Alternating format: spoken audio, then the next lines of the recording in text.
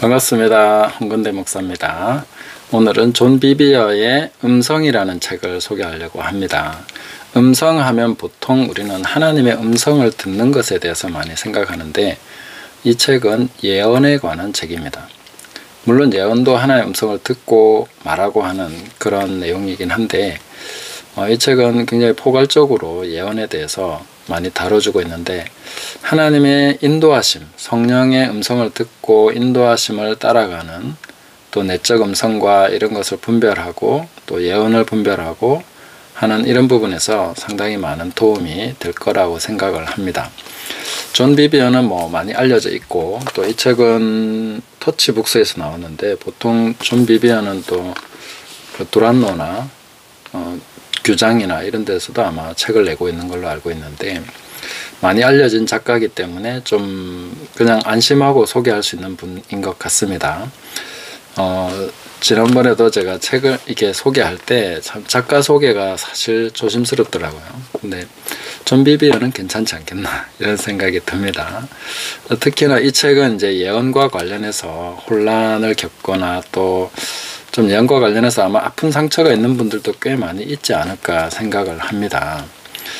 그래서 예언에 대한 좀 치유도 받아야 되고, 또 올바른 예언에 대한 교육도 받아야 되고, 예언을 하는 분이나 또 예언에 대해서 이렇게 호기심 있는 분, 알고 싶은 분이라도 이 책이 좀 필요한 것 같고, 또 예언사에게 위험성이나 그런 걸 통해서 상처를 받았거나 혼란 가운데 있는 분들에게도 꽤 많은 도움이 될 거라고 생각을 합니다. 이 책에는 성경적인 원리와 실제 사례들 많이 소개하고 있고, 또 특히나 존 비비어 자신이 말씀을 전하는 사람이기 때문에 그런 면에서 많은 도움이 될 거라고 생각을 합니다. 이 책은 나온 지는 꽤 됐는데, 이제 이거는 개정판으로 나와가지고 제가 보게 됐습니다. 그 전에 나온 거는 아마 제대로 못 본 것 같고, 2012년에 초판이 나왔고, 개정판은 2022년에 나왔습니다. 재작년에 나왔네요. 그래서 이 책이 그냥 음성이라고 돼 있어서 그냥 음성 듣는 법인가 보다, 왜 그런 책 많이 나오지 않습니까? 하나님의 음성을 듣는 법 해서. 근데 이 책은 음성 듣는 법이 아니고 예언의 사역, 예언의 은사, 이런 부분들을 구체적으로 다루고 있기 때문에 그런 부분에 좀 가이드라인이 필요하신 분은 많이 도움을 받을 수 있을 것 같습니다. 제 주변에서도 예언 사역이나 이런 거에 영향을 받는 분, 저도 개인적으로 예언을 받아보기도 하고, 예언을 해본 적은 별로 없습니다. 저는 예언보다는 가르치는 쪽이고, 그런데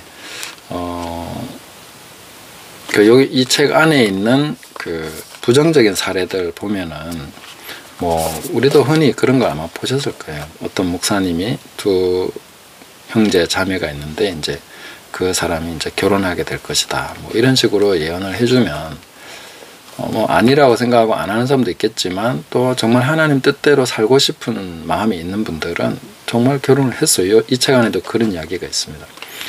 그런데 너무 두 사람이 뭔가 살아가면서 이게 아니라는, 좀 어려웠던 거죠. 부부로서의 뭔가 그냥 성격이 안 맞다 이런 게 아니라, 사랑하고 뭔가 발전돼 나가야 되는 어떤 그런 관계가 있는데 그게 안 되니까 결국은 이혼하게 되고 이런 것도 있고, 또 어떤 사람의 미래에 대해서 막 예언을 해주는데 공학을 해서 굉장히 건축을 하고 다리를 짓게 되고 이런 얘기 해주니까 그 사람은 전혀 공학에 대한 관심도 없고 그랬는데, 거기 수학에는 자질도 없는데 그렇게 예언을 받고 또 그 노력해가지고 그쪽으로 하려고 하는, 그러면 인생에서 굉장히 많은 그 낭비와 불필요한 고통을 당하게 되고, 또 정작 하나님 앞에서 받은 것에 대해서는 또 잘 못하게 되고, 또 하나님의 어떤 음성이나 성령의 인도하심이나 이런 거에 대한 부정적인 견해, 또 어떤 그런 상처를 갖게 되는 그런 경우들이 생기는 거죠. 또 하나는 그 하나님을 위해서 뭐 비행기를 조종하게 될 것이다. 이런 예언을 받아가지고 뭐 그렇게 하는 경우도 있고, 그러다가 결국은 자기는 고소공포증도 있고 막 그 비행기가 너무 싫은데 하다가 나중에 이제 다시 하나님께서 내적 음성으로 확신을 주셔서 이제 거기에서 벗어나게 되는 이런 이야기도 있고, 물론 참된 예언은 우리가 앞으로 어려운 일을 겪어가고 또 중요한 사역들을 해야 될 때 준비시켜주고 또 그게 위로와 평안을 주고 미리 뭐라 해야 되죠? 그 마음의 준비를 해서 그런 극복할 수 있는 아주 큰 위로와 담대함을 주기도 하고, 그런데 그 잘못된 예언들은 피해가 참 크더라고요, 생각보다. 그래서 이 책 안에 있는 그런 사례들도 잘 살펴보시면 좋겠고, 또 하나는 이제 사역을 하는 분들이나 이런 분들에게는 당신은 정말 뭐 대단한 선지자고 뭐 이런 식으로 하나님 기한 쓰실 거다 이렇게 예언을 하면 참 좋은 내용인 것 같은데, 그걸 받은 사람이 또 막 교만해져 가지고 나는 이 선지자급인데 좀 이렇게 낮은 사람들의 얘기는 안 듣겠다 뭐 이런 식으로 나오는 경우도 생기고, 그래서 이게 뭐 상호 문제가 있는 거라고 볼 수도 있지만 어쨌든 성경은 모든 예언을 분별하라고 얘기합니다. 근데 뭐 예언이 지금 다 사라졌다, 은사는 없다 이런 식으로 얘기하면 지금 만연하게 되고 있는 예언이나 이런 것들에 대해서 눈 감아버리고 지도를 할 수 없게 되는 거죠. 그리고 성경적인 것도 아니고 부정적이라고 해서 우리가 예언을 하지 말아야 된다거나 거부해야 된다거나 무조건 덮어버려야 된다거나 이렇게 가면 안 되겠죠. 범사에 헤아려서 좋은 것은 취할 줄 알고 또 아닌 것은 아닌 것으로 분별할 수 있어야 되는데, 존 비비언은 개인적으로 이렇게 얘기하더라고요. 자기가 지금까지 하나님께서 이렇게 말씀하신다 하면서 얘기한 게 뭐 굉장히 많대요. 근데 그 중에 진짜 하나님으로부터 온 거는 손에 꼽을 만하다 이렇게 얘기를 하는 거예요. 그러니까 진실한 예언이 그만큼 드물다. 그걸 함부로 하나님께서 가라사대, 뭐 주께서 가라사대, 성령께서 가라사대 이렇게 얘기하면 안 되는 것이죠. 왜냐하면 그것이 그 사람을 묶어버리니까. 만약에 저한테 누가 그렇게 얘기하면 참 그걸 그 자리에서 거부하기도 뭐 무시하기도 그렇고, 그렇다고 또 그걸 그대로 하기도 그렇고, 굉장히 그 큰 묶임이 생기고 올무가 되고 뭐 이런 문제들이 생깁니다. 그래서 신약시대 예언은 보통 권면하는 것으로 서로가 이렇게 주고받고 하도록 이렇게 돼 있는데, 특별히 이제 뭐 선지자로 세움받는 사람들이 있을 수 있겠지만, 그러나 그런 사람은 극히 드물고, 그리고 만약에 그렇다 하더라도 예언이나 이런 거는 굉장히 신중해야 된다. 그런 것을 우리가 좀 생각해야 되겠습니다. 그래서 이 책 안에 내용을 간단하게 한번 살펴보면 목차에서도 어느 정도 설명이 되고 있습니다. 첫 번째 챕터 1이 예언사에게 필요성, 하나님이 어떤 사람을 통해 우리에게 말씀하실 때 그것이 하나님의 말씀인지 어떻게 알 수 있는가 하는 걸 이제 1장에서 다루고, 2장에서는 만연한 유혹, 가르침은 우리를 세워주는 반면 경고는 우리를 지켜준다. 만약 가르침만 받고 경고를 무시한다면 우리는 가르침 받은 것을 다 잃어버릴 수도 있다. 그래서 이게 가르침도 필요하고 경고나 예언사에게 필요하지 않은 것은 아닌 거죠. 중요하게 또 교회 안에서 우리 고린도전서 14장 보면은 예언을 특별히 예언을 하려고 하라고 하지 않습니까? 그래서 이런 부분은 우리가 배워야죠. 그 다음에 3장에서는 참된 예언사역. 1번 선지자는 다른 사람을 위해서 말하는 사람 또는 다른 사람을 위해 목소리를 빌려주는 사람이다. 선지자를 미래를 예언하는 사람으로 생각하는 것은 잘못이다. 이런 거는 약간 점치는 것과 비슷하게 돼서 미래를 예언하는 것은 사실 선지자의 일이 아닙니다. 그리고 특별히 개인의 어떤 문제에 있어서 미래를 예언하는 것은 굉장히 극히 드문 일이기도 하고, 그거는 사실 개인의 부르심을 확인해 나가고 서로 뭔가 주님 앞에서 점검해가는 그런 과정이 필요한 것이지, 그 누군가의 예언을 통해서 자기 미래를 결정하는 것은 굉장히 위험천만하다, 이렇게 볼 수가 있습니다. 4장에서는 참된 예언사역 두 번째 챕터로서 이제 우리 사람들이 들어야 할 말씀 대신에 그들이 듣고 싶어하는 것을 들려주면 교회는 약해진다. 그렇게 되면 사람들은 은사와 그 나타나는 현상들의 마음을 쏟게 되면서 하나님의 성품대로 살아가는 삶은 점점 외면해 버린다.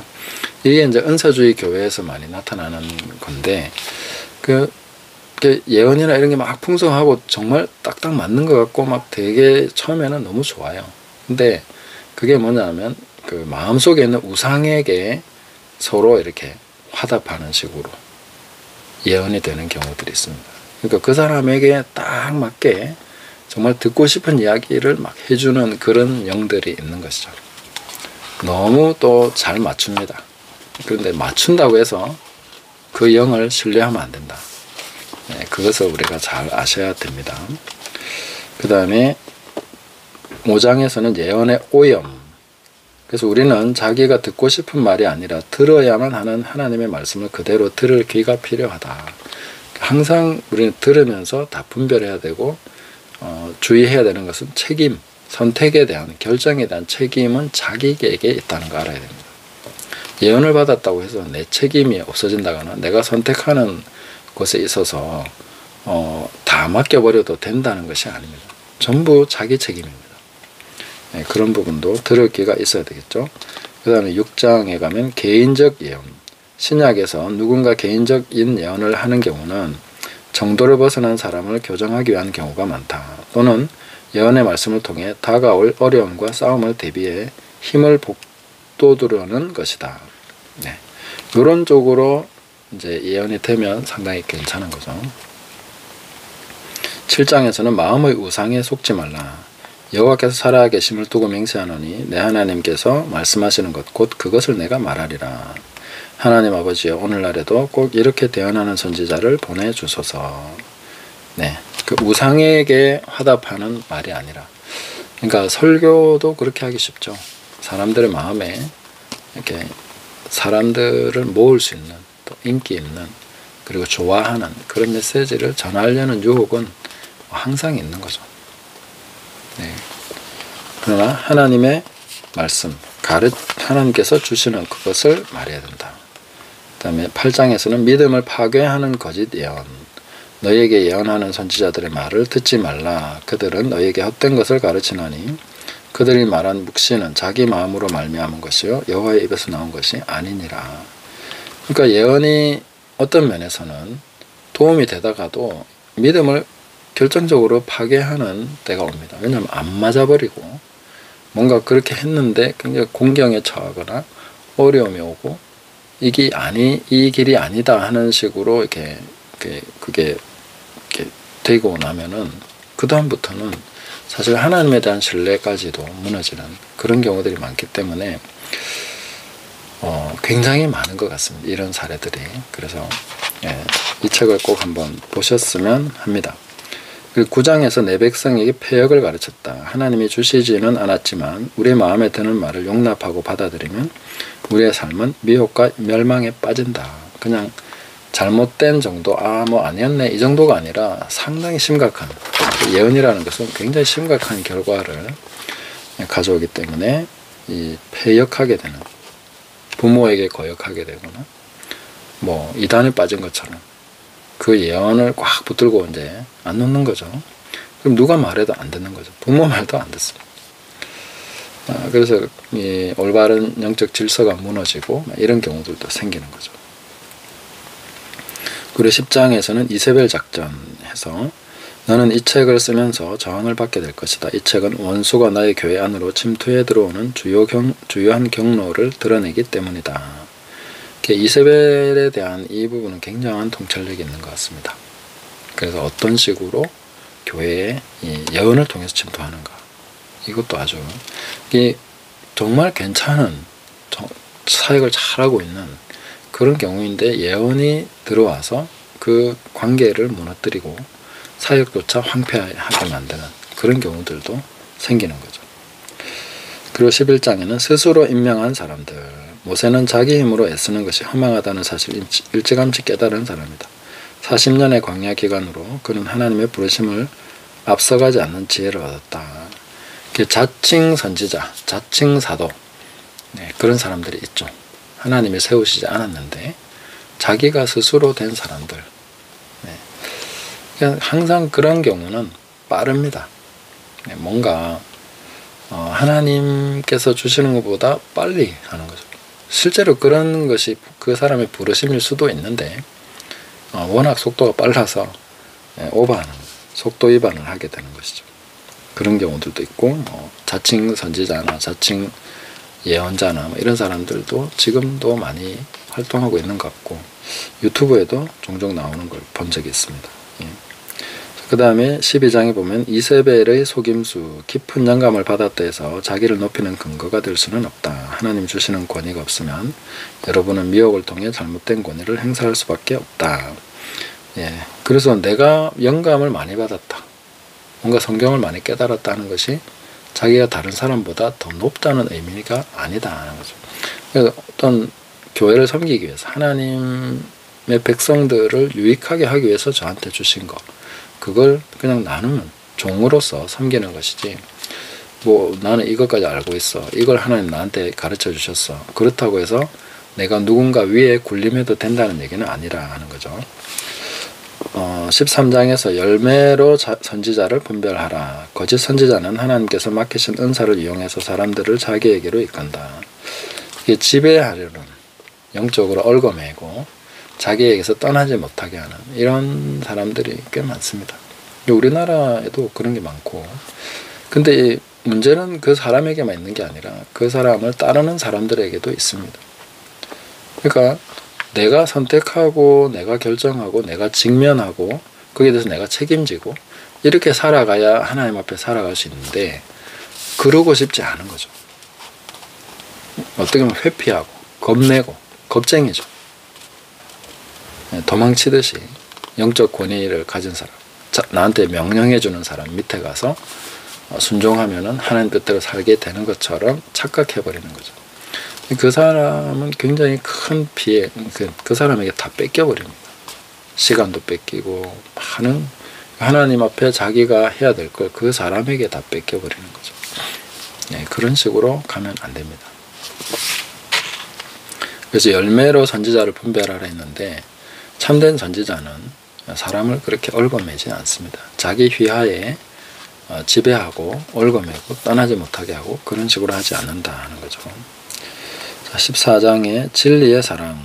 진리의 사랑은 우리의 분별력을 날카롭게 하고 우리가 죄에 빠지지 않도록 지켜준다. 진리의 사랑을 받은 사람들은 결코 예언과 같은 은사를 하나님의 지혜보다 더 앞세우지 않을 것이다. 은사는 은사로서, 선물은 선물이죠. 지혜가 훨씬 더 중요합니다. 그래서 지혜가 있으면 문제를 타개해 나갈 수 있습니다. 근데 우리는 거기서 예언을 자꾸 들으려고 그러죠. 어떻게 해야 되는지. 그러니까 내가 내 속에 있는 성령께서 가르쳐 주시는, 그리고 하나님의 기록된 말씀을 통해서 지혜롭게 깨닫고 적용하고 이렇게 전체적으로 우리가 아우르면서 하나씩 문제를 풀어가야 되는데, 예언 받아가지고 뭔가 해결하겠다 이렇게 되면은 지혜가 굉장히 부족해지죠. 사람이 뭔가 비상식적인 정말 지혜롭지 못한 결정들을 내리게 된다는 거죠. 그 피해는 오롯이 자기가 정말 사랑하고 주변에 관계된 사람들에게 오게 됩니다. 그런 것을 주의해야 된다. 진리의 사랑을 받은 사람들이 돼야 된다. 그리고 지혜를 더 앞세워야 될 것이다. 이렇게 말씀하고 있고, 그리고 이제 마지막 15장에서는 개인 예언은 이렇게 시험해보라. 만약 하나님의 말씀을 거스르는 어려움이 닥치면 우리는 기도와 순종으로 그것을 다루면 된다. 그러나 우리가 스스로 약속의 예언을 성취하려고 해서는 안 된다. 그 예언에 대해서 이제 어떤 사람들은 성취하려고 해야 된다 라고 가르치고, 어떤 사람들은 성취하려고 하면 안 된다 라고 가르치는데, 이 두 가지는 상호 모순되는 것 같지만 같은 이야기를 하고 있습니다. 그것이 왜 같은 이야기인가 하면은 지나치게 인위적으로 엮어서 되게 만들려고 하는 그런 식으로 일을 풀어나가면 안 되는 것이죠. 그러니까 내가 자연스럽게 성령 안에서, 말씀 안에서, 주님 안에서 우리가 이루어지는 것을 보면서 순종하는 가운데, 또 사랑하는 가운데, 기다리는 가운데 함께 이루어 가시는 하나님의 그 아름다운 역사를 보면서 천천히, 또 어떨 때는 빠르게도 되겠지만 그렇게 성취되어 가는 것이죠. 근데 안 되니까 막 이렇게 땡기고 이렇게 땡기고 막 억지로 하려고 하는 그런 식으로 성취해서는 안 되는 것이죠. 그러다 보면 굉장히 많은 부작용이 생기고 이스마엘 같은 것을 이제 낳게 되는 것이죠.